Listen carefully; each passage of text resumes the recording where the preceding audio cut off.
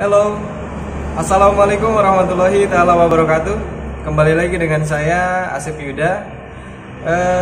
Di pertemuan kali ini saya ingin salam-salam dulu kepada rekan-rekan, kepada teman-teman, khususnya teman-teman teknik dan bisnis sepeda motor dimanapun kalian berada dan dimanapun kalian bersekolah. Mudah-mudahan kalian semua dalam keadaan baik, dalam keadaan sehat, dan mudah-mudahan pandemi COVID-19 ini segera berakhir dan kita bisa kembali lagi seperti biasanya ke sekolah dengan teman-teman dan bertemu dengan guru-guru secara tatap muka langsung. Ya. Jadi di video kali ini saya ingin membahas C3 di sistem injeksi 3.16, yaitu menganalisa kerusakan pada sistem injeksi, sepeda motor injeksi ya. Jadi kali ini saya akan membahas itu dan mudah-mudahan materi yang saya sampaikan hari ini bisa dipahami oleh teman-teman semuanya. Ya, mungkin itu saja untuk pembuka. Mari kita ke laboratorium. Bagaimana kita menganalisa kerusakan pada sistem injeksi sepeda motor.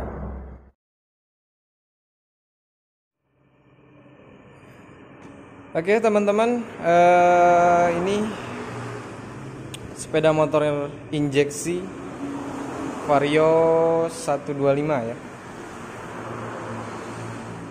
Untuk prinsip kerja sepeda motor, untuk prinsip kerja sistem bahan bakar injeksi, yaitu bisa digambarkan sebagai suatu sistem ya, yang penyaluran bahan bakarnya ya.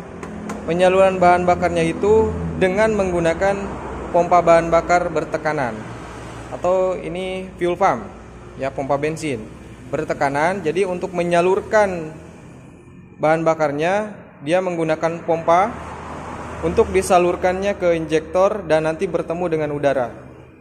Terjadilah pengabutan di situ. Jadi itu prinsip secara sederhananya ya. Oke, kita lanjutkan. Nah, kita ke pembahasan selanjutnya. Untuk konstruksi sistem electronic fuel injection atau EVI, secara umum konstruksi sistem ini dapat dibagi menjadi tiga, ya. Dapat menjadi tiga. Yang pertama itu sistem bahan bakar. Yang kedua itu sistem kontrol elektronik. Yang ketiga, sistem induksi atau pemasukan udara. Sistem bahan bakar atau fuel system ini ke sini ya, fuel pump, full feed, hose sampai ke injektor itu masuk ke sistem bahan bakar atau fuel system. Kemudian yang kedua itu tadi kontrol elektronik. Sistem kontrol elektronik diantaranya sensor-sensor ya, yang terdapat di sini dari mulai ECU, kemudian ini misalkan ini ada sensor MAP, kemudian sensor TP, ada sensor O2 dan sebagainya. Nanti kita bahas. Nah, kemudian untuk yang ketiga itu bukan sensor. Yang ketiga itu kontrol induksi. Ya. Atau yang disebut dengan air induction system atau pemasukan udara. Nah, ini kan filter nih. Ini filter udara, ini masuk ya. Nah, ini sistem induksi, jadi pemasukan udara. Oke, kesimpulannya, jadi untuk konstruksi sistem electronic fuel injection itu ada tiga. Yang pertama adalah sistem bahan bakar fuel system, kemudian sistem kontrol elektronik, kemudian yang ketiga adalah sistem induksi atau pemasukan udara ke sini. Oke, jadi teman-teman, ketiga sistem itu yang menjadi acuan pembahasan kita ya. Nanti saya bahas satu persatu ketiga sistem yang tadi saya sebutkan ya. Oke, kita mulai dari sistem bahan bakar dulu ya. Oke, untuk pembahasan sistem bahan bakar ya, kita mulai dari tangki ya.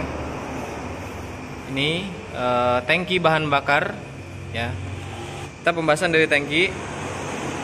Jadi untuk menyalurkan bahan bakar ke mesin itu, pertama dari mulai tangki bahan bakar yang di dalamnya berisi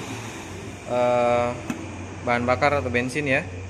Kemudian melalui filter bensin. Di dalam itu ada filter bensin, cuman nggak harus dibuka ya, nanti saya kasih gambarnya lah. Filter bensin atau disebut dengan suction filter, fuel suction filter, kemudian masuk ke pompa bahan bakar ya, atau fuel pump. Kemudian setelah itu melewati pressure regulator atau pengatur tekanan. Apabila tekanan melebihi yang ditentukan, maka bensin akan kembali.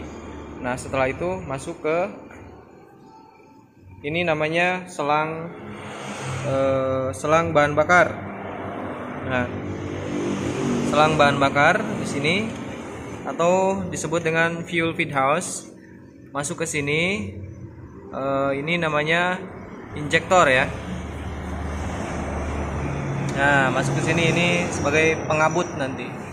Ya, pengabut.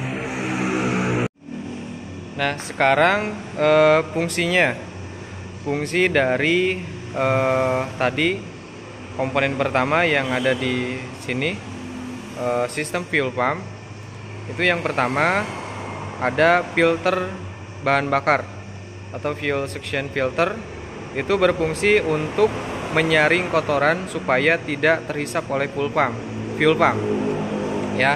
Jadi supaya kotoran tidak sampai ke sini, ke injektor, nanti bisa mengempet ya.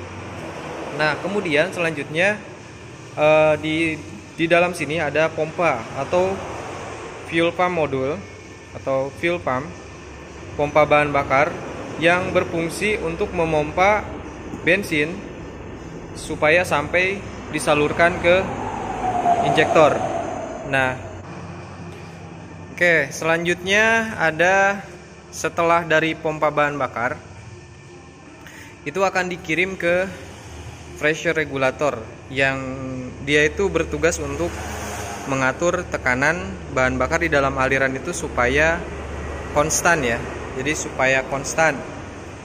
Nah, seperti itu. Nah, untuk tekanannya itu sendiri ya, untuk tekanan itu dipertahankan di 294 kPa sampai dengan 43 PSI. Jadi kalau misalkan lebih dari itu, maka bahan bakar akan dikembalikan lagi ke tangki. Jadi akan dikembalikan gitu. Kalau misalkan melewati batas tekanan seperti itu. Jadi untuk mengatur ya, seperti itu. Nah, yang selanjutnya ada komponen selang bahan bakar yang ini ya, atau disebut dengan fuel feed house. Ini dirancang supaya tahan terhadap tekanan ya. Jadi bukan selang biasa. Jadi ini selang khusus yang dirancang untuk tahan terhadap tekanan bahan bakar. Jadi bahan bakar dari fuel pump itu disalurkan melalui selang ini menuju ke ini injektor ya. Nah, untuk yang ini selanjutnya ini ada injektor yang bertugas untuk menyemprotkan bahan bakar ke intake manifold ya. Di sini ke intake manifold. Jadi volume pembukaan itu disesuaikan dengan waktu pembukaan nozzle injektor ya. Jadi lama dan banyaknya penyemprotan itu diatur oleh ECM ya, atau yang disebut dengan Electronic Control Module atau ECU, Electronic Control Unit ya. Jadi seperti itu. Oke, kita lanjutkan. Nah, oke teman-teman, sekarang kita ke pembahasan sistem kontrol elektronik ya. Sistem kontrol elektronik. Jadi untuk sistem kontrol elektronik itu sendiri ya terdiri dari beberapa sensor pengindra ya. Ya, kita bahas satu persatu ya. Itu untuk yang pertama, itu ada ECU atau ECM. Ini kebetulan di dalam ya. Jadi susah untuk saya buka.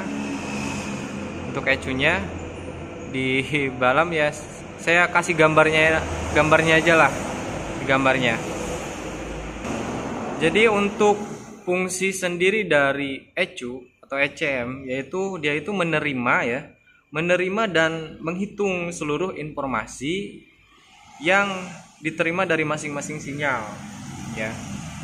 Sinyal diantaranya misalkan sinyal throttle position sensor, atau sinyal MAP, manifold absolute pressure, atau sinyal dari O2 dan lain-lain ya. Pokoknya dia itu menerima informasi dari seluruh sistem sinyal atau seluruh sistem pengindera seperti itu.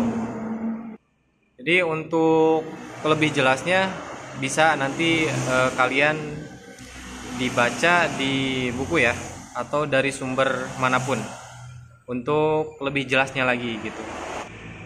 Oke, untuk yang kedua, ini di sini ada sensor MAP ya,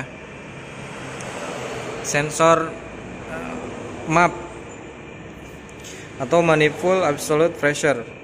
Dia itu berfungsi atau bertugas untuk memberikan sinyal ke ECU berupa informasi tekanan udara yang masuk ke intake manifold ya, ke sini. Ini kan MAP ya. Nah, ke sini. Jadi mendeteksi informasi tekanan udara yang masuk ke intake manifold sini.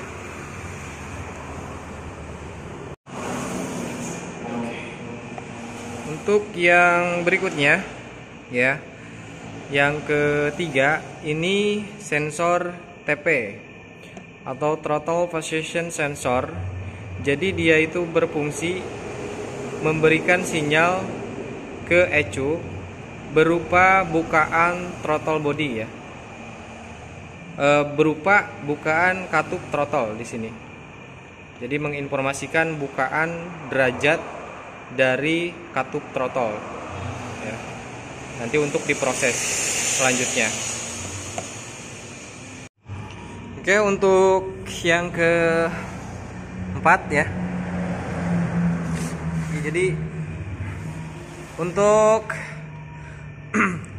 sensor selanjutnya, sensor yang keempat itu ada sensor EOT.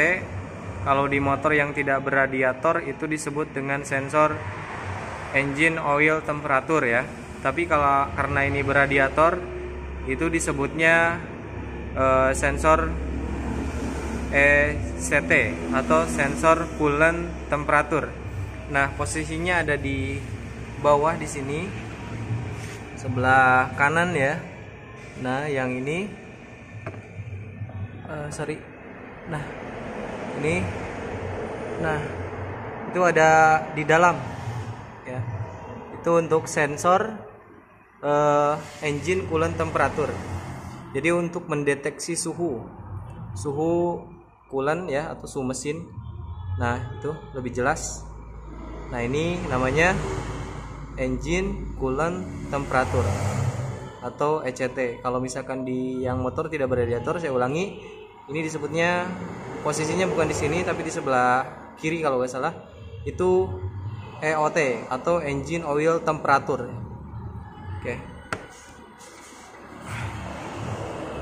Ini untuk sensor yang kelima, sensor O2 ya. Ini ada di posisinya di bawah ya. Nah, ini di knalpot, ini knalpot ya. Ini sensor O2. Itu sensor untuk mendeteksi udara ya, pendeteksi udara yang keluar dari mesin ya. Untuk lebih jelasnya nanti bisa kalian baca-baca lah ya. Oke, sekarang ke pembahasan sistem induksi. Sistem induksi udara.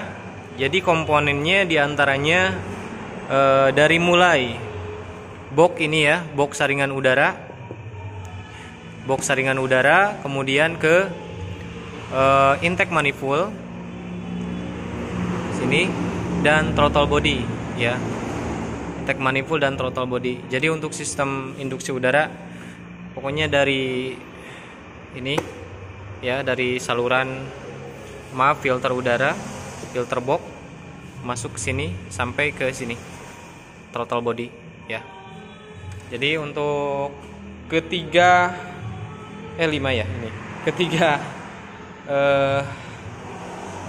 sistem tadi ya, mungkin itu pembahasan secara garis besar aja.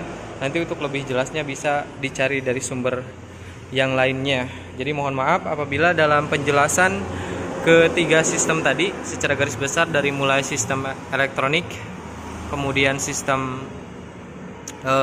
bahan bakar dan sistem induksi, apabila terdapat kesalahan ya dalam penjelasan, saya mohon maaf ya. Nanti bisa berkomentar, kalau ada yang salah bisa berkomentar di kolom komentar supaya bisa menjadi perbaikan untuk saya dalam menjelaskan ya. Kita sama-sama belajar ya, jadi terutama saya sendiri ya. Jadi mohon maaf apabila terdapat. Oke teman-teman, terima kasih sudah mengikuti sampai di sini. Jadi kita sekarang ke pembahasan menganalisa gangguan-gangguan pada sepeda motor elektronik full injection ya. Jadi saya harapkan tetap semangat belajarnya meskipun di rumah ya, karena tugas kita itu untuk belajar. Apalagi untuk anak TBSM, kalian bertanggung jawab untuk mempertanggungjawabkan ke TBSM kalian. Ya, jangan sampai nanti keluar TBSM nggak tahu apa-apa, nggak tahu sama sekali sistem injeksi sepeda motor. Ya, saya tidak harapkan itu. Jadi tonton terus ya videonya, dan kita sekarang akan membahas secara garis besar saja gangguan-gangguan yang terjadi pada sistem injeksi sepeda motor. Oke, tetap semangat, kita lanjutkan. Oke teman-teman, jadi untuk menganalisis kerusakan yang terjadi pada sistem fuel injeksi ya, itu sebetulnya banyak sekali kemungkinan dan dengan berbagai macam permasalahan dan penanganan. Jadi mungkin yang saya akan share sekarang itu apa yang pernah saya alami ya, seperti itu. Oke, untuk kerusakan yang pertama ya, yang sering terjadi ya, yang sering terjadi biasanya kerusakan yang terdapat pada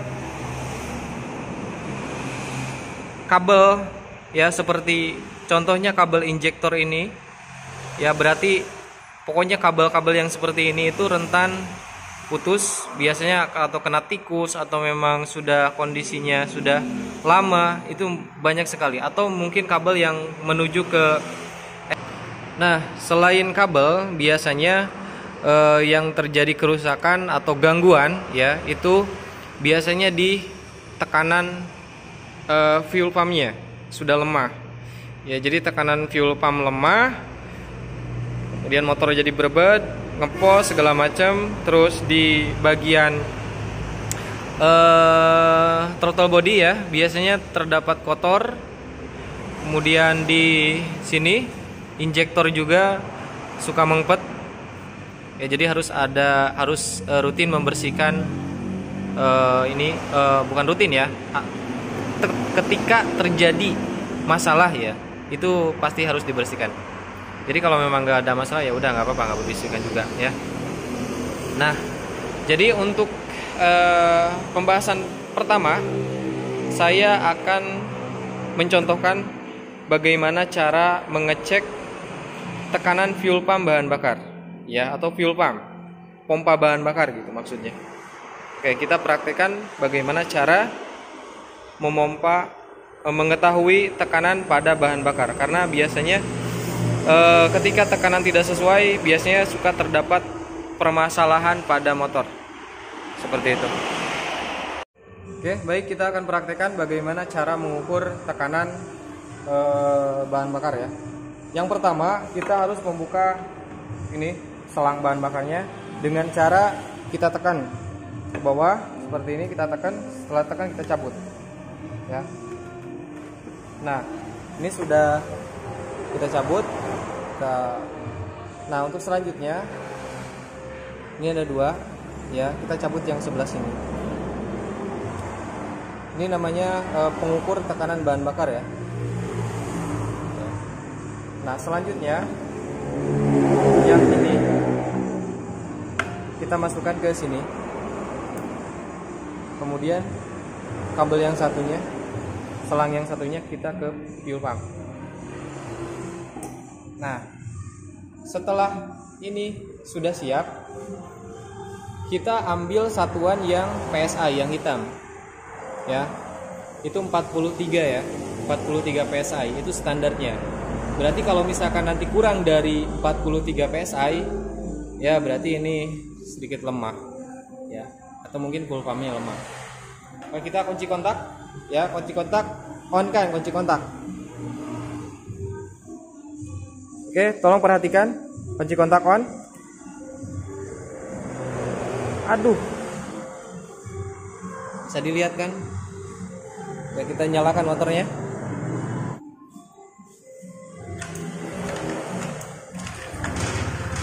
Ya.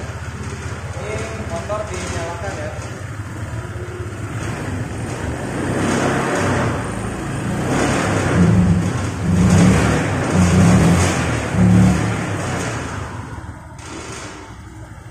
Nah, jadi meskipun ini motor nyala, tetap nggak naik.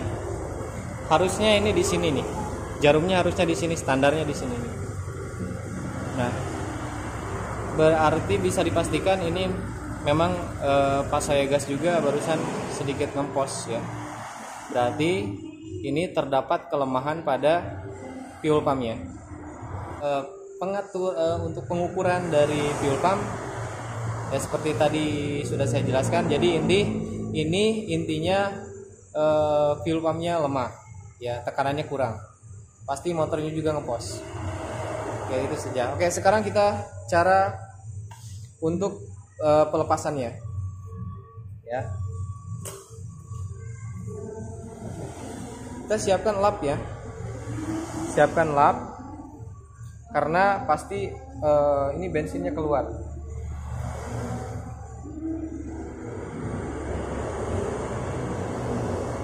Kita cabut.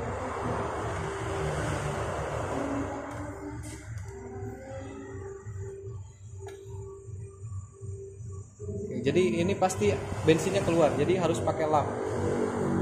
Nah, kemudian yang ini kita cabut. Nah, oke, selesai. Kita masukin lagi. Ya. Kita masukin lagi.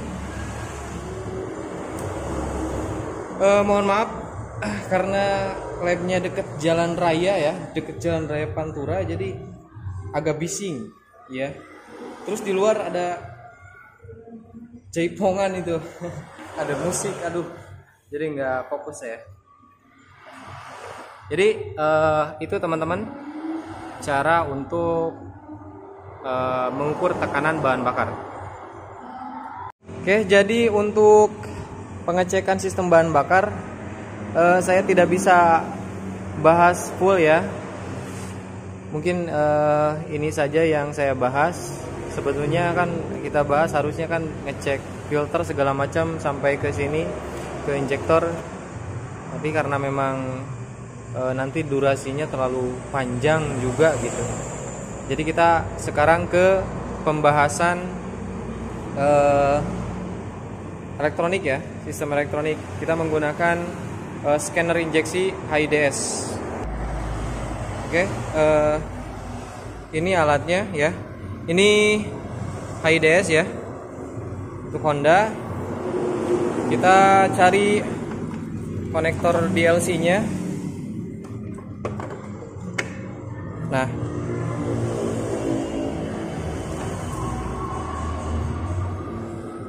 ini konektor DLC. Nah, ini nggak ada yang megangin, saya sendirian di laboratorium ya. Oke, kita kunci kontak. Ini kontak on. Nah, terus kita ke sini. Nah, instalasi.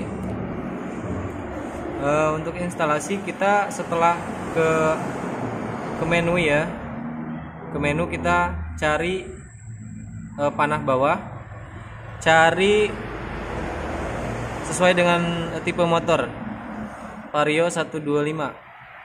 Nah, ini Vario NC 125. Setelah ketemu tinggal enter. Nah, itu.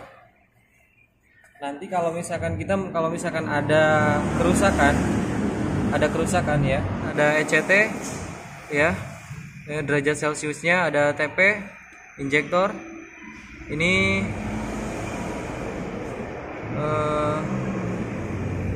pump segala macam. Jadi kita mencari data di sini. Baterainya 12,3. Ini kurang sesuai. Nah, ini untuk RPM ya. RPM, kemudian sebetulnya ini lebih ke mencari data sih. Kalau misalkan terjadi ada kerusakan, nah biasanya ini lampu DTC-nya itu berkedip ya. Contohnya seperti ini. Kita contohkan, ini saya copot kabel injektor ya, konektor ke injektor, kemudian saya kunci kontak. Nah, kemudian perhatikan lampu yang di sini.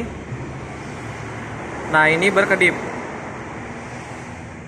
Jadi satu kedipan panjang, dua kedipan pendek, berarti 12. Itu menandakan kerusakan pada injektor, tetapi bukan berarti injektor rusak. Ada kemungkinan kabel ataupun ada gangguan kabel yang terputus ya. Nah, otomatis ketika ini berkedip nanti akan menyimpan sinyal kerusakan di ECM.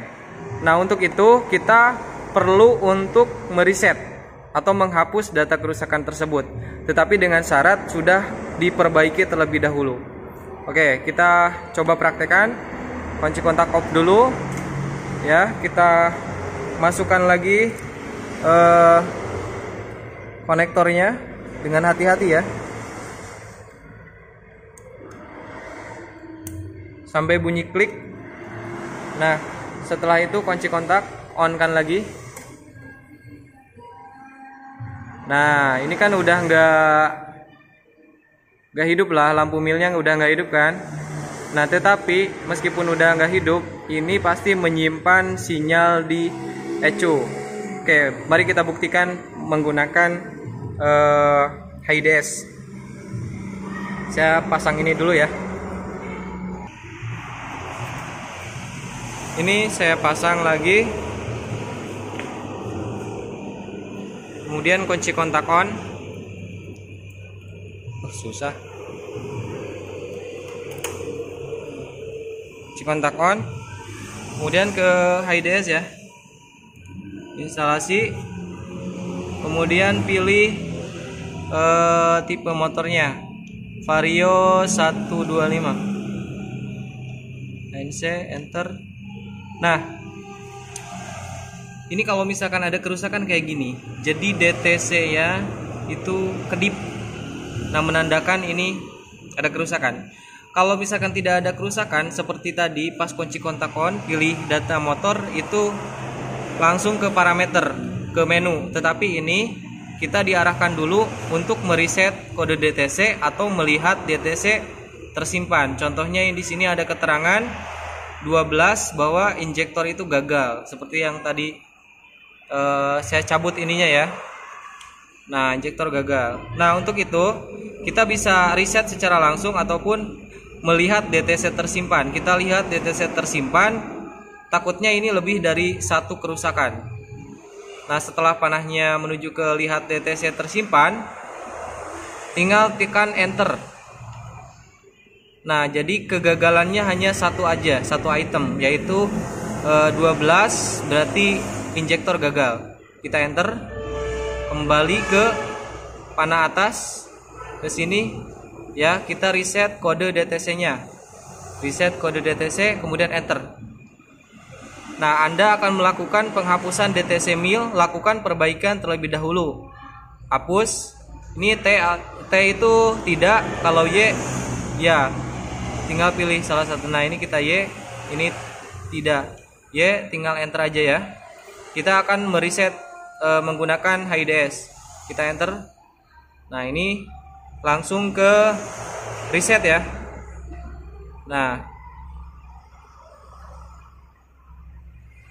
jadi kembali ke parameter yang tadi seperti itu ya. Setelah ini terhapus, kode kerusakan terhapus ya, kita mau dihidupin boleh, mau dimatiin juga boleh. Kita matiin ya. Jadi teman-teman sekalian, mohon maaf apabila terdapat kekurangan dalam materi yang saya sampaikan, karena saya sudah lelah ya dari tadi. Saya sendirian di laboratorium, jadi mohon maaf. Untuk materi analisis gangguan kerusakan sebetulnya masih banyak sekali yang harus dibahas, tetapi insya Allah nanti kita bahas di lain kesempatan ya. Mohon maaf, mungkin saja itu dari saya. Mudah-mudahan apa yang saya jelaskan dari awal sampai akhir itu bisa bermanfaat untuk teman-teman sekalian ya. Mohon maaf dari saya, Asep Yuda. Itu saja mungkin yang bisa saya sampaikan hari ini. Kurang lebihnya